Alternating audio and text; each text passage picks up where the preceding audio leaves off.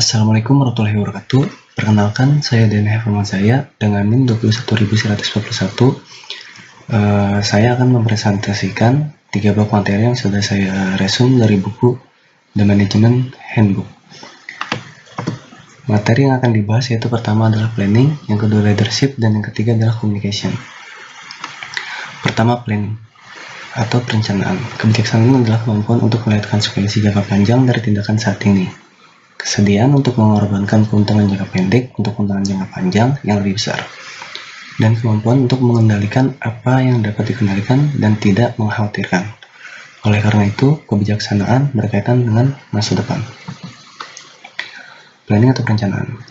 Perencanaan adalah proses mengidentifikasi melalui pengembangan strategi, kombinasi yang tepat dari sumber daya dan kegiatan yang diperlukan untuk mencapai tujuan organisasi.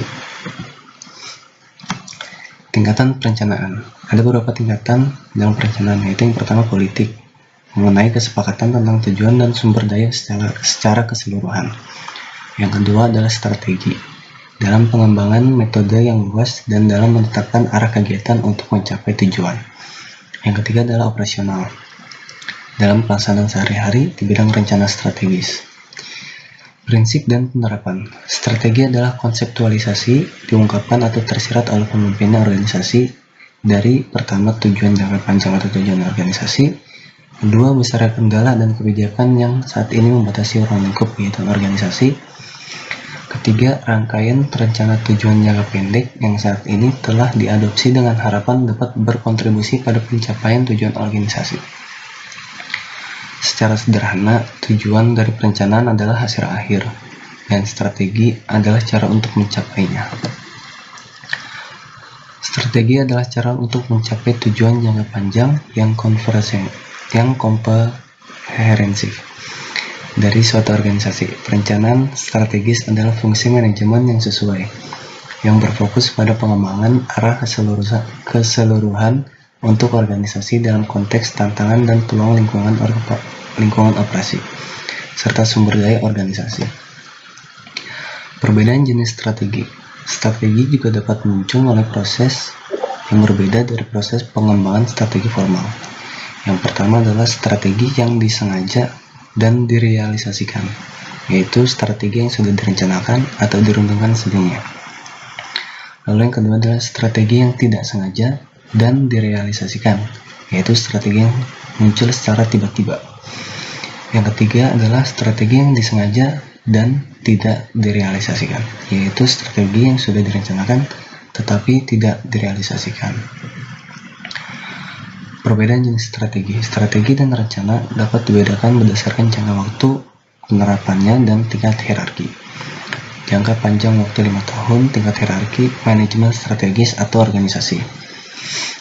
Jangka menengah 3 tahun, tingkat hierarki terprogram. Lalu jangka pendek 3-1 tahun, tingkat hierarki fungsional. Proses perencanaan model.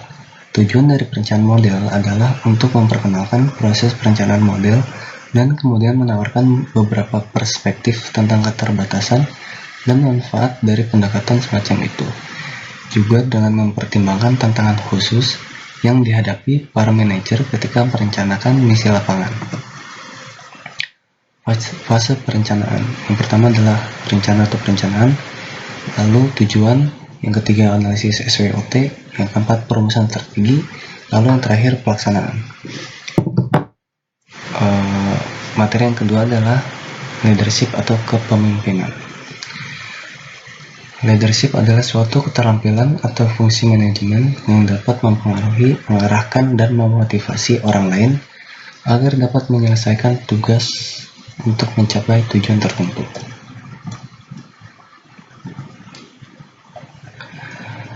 Gaya kepemimpinan. Ada beberapa gaya kepemimpinan, yaitu yang pertama koersif atau direktif, pemimpin yang mengharapkan untuk dipatuhi. Yang kedua adalah otoritatif, pemimpin menetapkan tujuan atau strategi keseluruhan dan mendorong orang untuk mengikuti. Yang ketiga adalah afiliatif atau suportif, pemimpin yang mendengarkan, menegaskan, dan memfasilitasi serta mengutamakan attitude. Yang keempat adalah demokratis atau partisipatif. Pemimpin memberikan peran kepada karyawan dalam pengambilan keputusan sehari-hari. Yang kelima adalah pace setting atau berorientasi pada prestasi. Pemimpin menetapkan tujuan ambisius dan standar kinerja yang tinggi. Lalu yang terakhir adalah pembinaan. Pemimpin mengarahkan dan mendukung serta berfokus pada pengembangan pribadi. Beberapa elemen penting yang membentuk seorang pemimpin. Yang pertama adalah visioner. Pemimpin yang efektif mampu menyusun visi untuk bergerak melampaui status quo, visi yang jelas.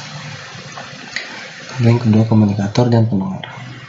Sama pentingnya dengan kemampuan untuk menyusun visi, kemampuan ini juga penting untuk mengkomunikasikan dengan jelas dan singkat, serta mendengarkan juga sebagai landasan komunikasi, memungkinkan untuk memperoleh pengetahuan, memahami tantangan, dan membaca niat orang.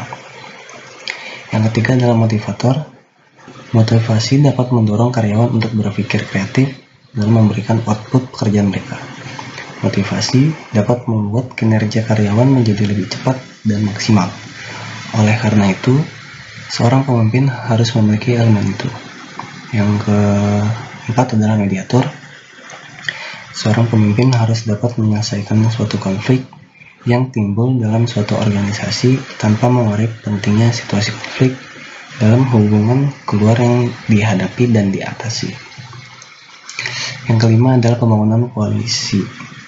Manajer mendedikasikan banyak upaya untuk merakit dan memelihara suatu fungsi tim kepemimpinan yang menyatukan keterampilan yang saling melengkapi dan atribut.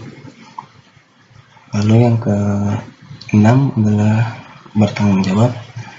Pemimpin yang baik membuat keputusan yang baik. Mereka melakukan ini dengan mengidentifikasi dan menilai biaya relatif, manfaat, dan risiko yang melekat pada setiap keputusan. Ini sangat penting karena keputusan akan membawa dampak negatif atau positif bagi seseorang atau sekelompok orang. Yang ketujuh adalah berkepala dingin.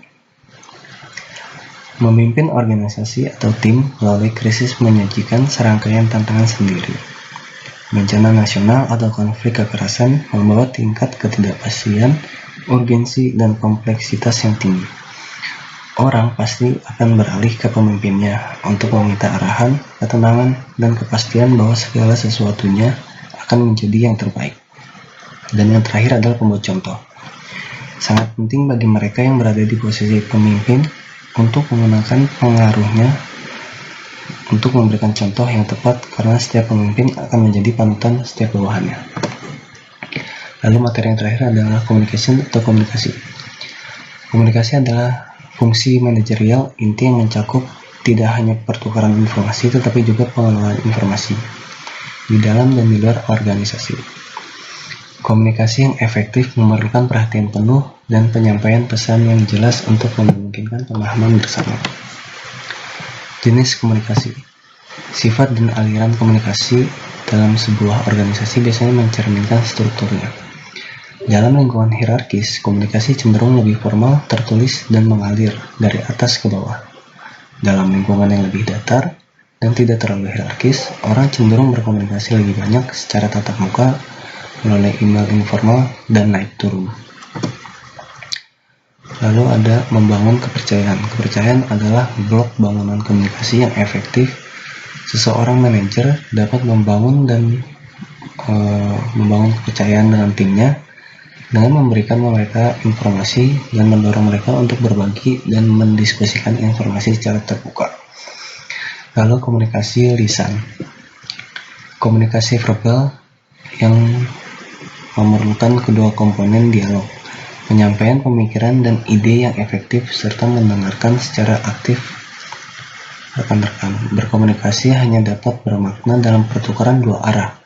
Oleh karena itu, pentingnya mendengarkan orang lain secara aktif. Komunikasi tertulis, keterampilan menyampaikan pesan yang jelas, ringkas, dan informatif melalui kata tertulis adalah hal yang sangat langka, mengingat tuntunan komunikasi sehari-hari dalam misi lapangan. Keterampilan menulis baik akan selalu penting bagi manajer yang sukses. Komunikasi eksternal.